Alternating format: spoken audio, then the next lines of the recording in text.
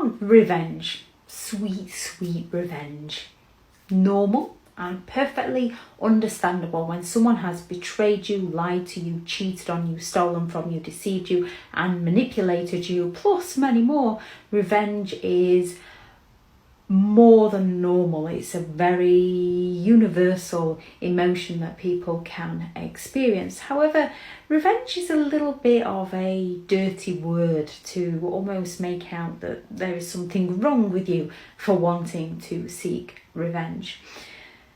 Revenge kind of covers things such as retribution and justice, and it's normal and natural to want to see justice served, to want to see somebody pay for the torment and the pain that they've caused another person. This is normal.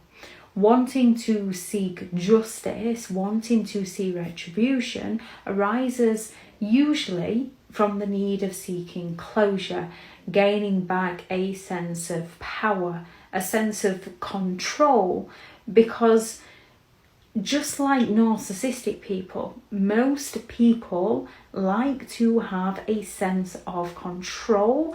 It's usually certainty, a sense of certainty that they are looking for. When they are thrown into too much uncertainty, it unsteadies people, it unnerves people. Genuine people find healthy ways to balance these things out. Narcissistic people seek full-on control.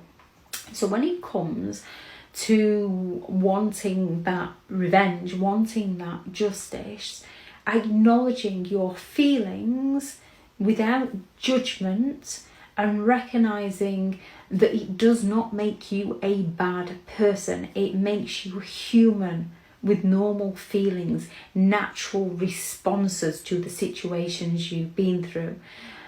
Venting anger and frustration often needs to be done to release those emotions from within you. However, there are negative ways and positive ways to go about this. Negative ways are when you go all out to seek direct revenge on a narcissistic person, as this keeps you trapped in the situation, and narcissistic people usually thrive off this because they're gaining attention. Yes, they much prefer positive attention. However, negative attention is still attention. They still feel like they matter to you. They still feel like they're important to you.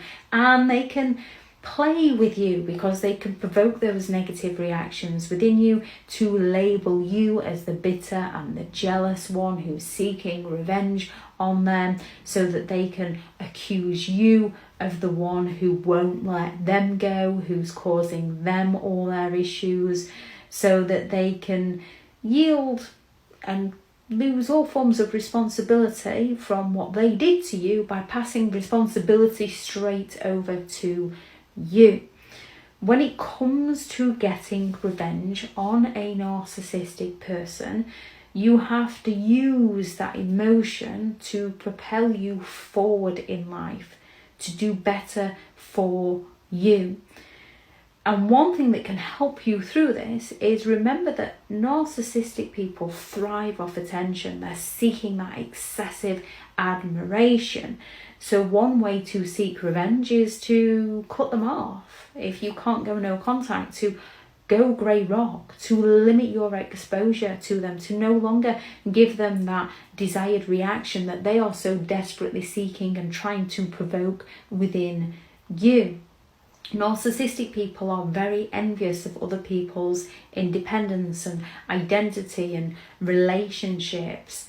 Therefore, you need to go and thrive on growth. You need to discover who you are as a person, find your independency again, find your identity again, build your relationships with genuine, healthy people, because this is going to hurt a narcissist. Even though you're not actually technically doing anything to hurt them, you're just living life as everybody should be able to do. Narcissistic people need that control. So by no longer allowing them to control you, by no longer giving them your reactions, by going to live your life hurts them. Narcissistic people are envious of other people's achievements and success. So use that need of wanting revenge to create success for you so that the narcissist can no longer control you. It hurts them more than anything you could possibly do in a revenge method that's going to keep you trapped in the cycle. These methods are going to help you break free from the cycle while not doing anything negative towards them. How they think, how they react is on them. You're allowed to live your life. You're allowed to live it well. You're allowed to have your independence. You're allowed to have your identity. You're allowed to have your relationships. You're allowed to no longer give your attention to those who were never truly there for you. Narcissistic people hate being ignored, so ignore them, cut ties from them, focus on you, your personal growth, lots of self-care and living well. And remember, narcissistic people aren't going to take too kindly to this because they're going to be the victim in the situation.